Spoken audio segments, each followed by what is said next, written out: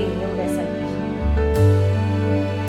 त्याच वाटीनं अर्धी वाटी तूप घ्यायचंय. ते वितळून तूप घ्यायचंय. जाड बुडाची कढई घेतली, त्याच्यात हे तूप ओतून घ्यायचं.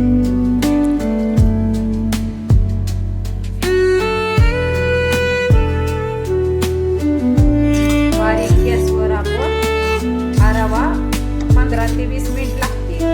बारीक गॅसवरच आपण हा रवा ठेवला कढईला आणि अजून 3 ते 4 मिनिट चांगलं भाजूया. आणि आपल्याला लाडूचा कलर पण पांढरा पाहिजे आणि रवा पण भाजला गेला पाहिजे.